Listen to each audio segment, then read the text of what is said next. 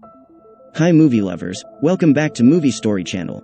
Today we are going to talk about a horror mystery film titled Possessor, which was released in 2020. Expect full spoilers ahead. Enjoy the movie. The film opens on a woman named Holly. She sticks a probe into her head. As she turns the dial on the connected machine, her emotions involuntarily range from weeping to laughing. There is a strange gleam in her eyes.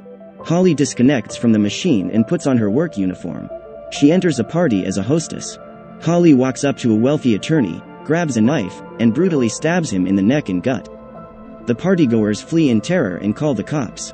Holly revels in the blood before taking out a gun from her purse and sticking it in her mouth. Holly says, "Pull me out," and goes to pull the trigger. But her body seemingly revolts and she can't pull the trigger. Instead, Holly aims the gun at the arriving police and they shoot her dead. As Holly is shot, the film cuts to an office building. Tasya Vos is removed from a machine. It is revealed that she is a possessor, an assassin whose consciousness is implanted into the body of another person in order to carry out a hit. The gleam in a person's eye indicates a person in the film is being controlled by Tush.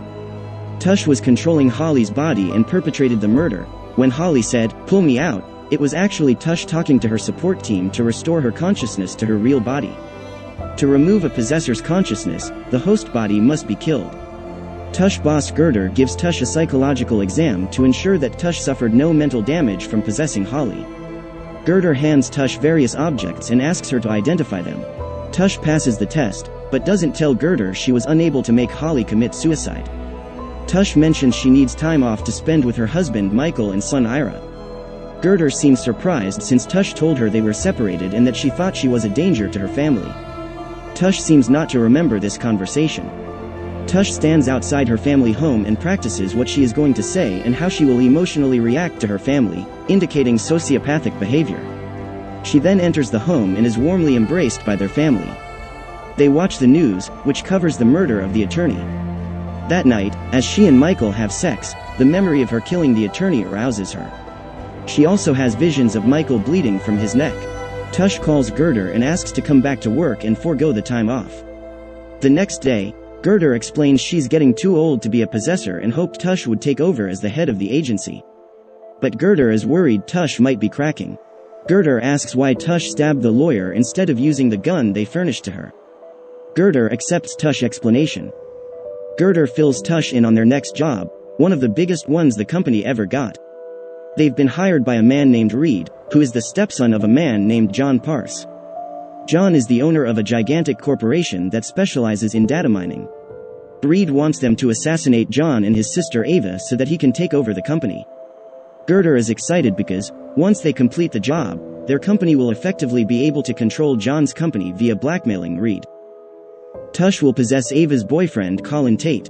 Tush does a stakeout and becomes familiar with Colin's mannerisms and speech patterns. The plan is for Tush to spend 2 days in Colin's body. She will have Colin express erratic behavior and then murder both Ava and John after a gala John is hosting. Any longer than 2 days in Colin's mind and Tush risks permanent damage to her own psyche. We also learn that while possessed, Tush must recalibrate the host's brain to maintain control over the host's body, which is what we saw her do with Holly's body at the beginning. The company abducts Colin and implants a neural network in him. Tush wakes up in Colin's body and Ava soon accuses Colin of acting strangely.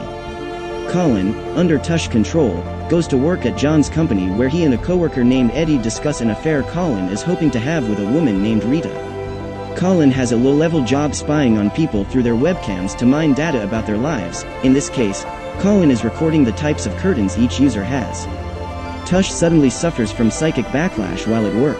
She seemingly regains control and talks Girder, who is monitoring the mission, out of aborting the hit. The day of the party arrives. Jack is a total asshole who is dismissive of both Ava and Colin. John purposefully has Colin doing menial work at the company to torture him. John eventually belittles Colin in front of the guests. Girder instructs Tush to have Colin get into a public argument to establish motive for the later assassination. Colin is kicked out and then hides in the bushes until the party ends.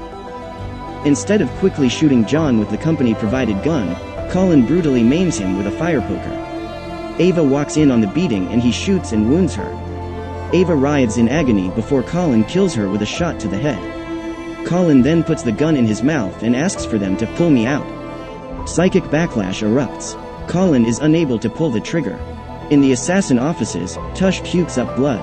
The assassin support staff says that Colin has reasserted control. They want to prematurely disconnect Tush, which would either kill or permanently damage her. Girder orders them to give Tush more time to try and reassert control. Colin runs to Rita's house and takes refuge there. As Rita showers, Colin babbles to himself. He sees a news report saying that John survived with severe brain damage, but confirms Ava is dead. Colin pulls out the gun and stalks Rita to the shower before blacking out. While Colin is unconscious, Tush imagines herself visiting a wheelchair-bound and scarred John. Colin awakens and hears a knock on the door and is surprised to see Eddie there. Eddie enters the apartment and knocks out Colin. When Colin awakens, he is connected to a recalibration machine and Tush is seemingly back in control. It turns out Eddie works for the assassination company and was planted as a lifeline for Tush in case anything went wrong. Eddie explains that Tush needs to complete the suicide, so that the company's cover isn't blown, and they can pull her out. Tush says she still isn't fully in control. Eddie says he will help her override Colin's consciousness and they begin a process to do so. During the process, we see Colin's consciousness enter the room and attack Tush. Colin rips off Tush's face, wears it as a mask, and is able to access her memories. Then Tush blacks out. When Colin awakens, with Colin seemingly in control again, Colin finds Eddie dead on the floor. He also finds Rita dead from their earlier encounter. Colin's hand suddenly grabs the gun and fires it at himself, but Colin dodges the bullet. He then angrily leaves Rita's house. Colin tracks down Tush's house based on the memories he experienced. He breaks and holds Michael hostage. Colin demands that Tush come out and explain what is happening. He and Tush's consciousness then talk on the psychic plane. Tush says that Colin has been in control for some time, hinting that he is responsible for some of the prior murders. Colin threatens he will kill Michael if she doesn't help him. Although Tush says she loved Michael, she encourages Colin to kill him.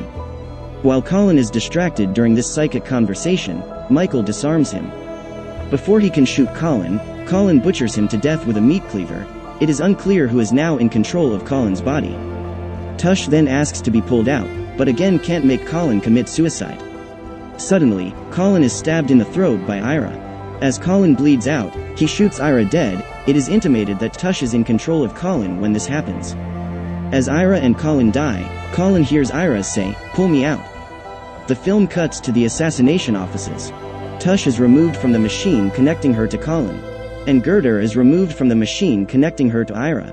The film ends with Girder giving the psychiatric evaluation to Tush. The state of Tush's mind is left ambiguous, and may even suggest Colin's psyche is in Tush's body. The end. We hope that you enjoyed the movie.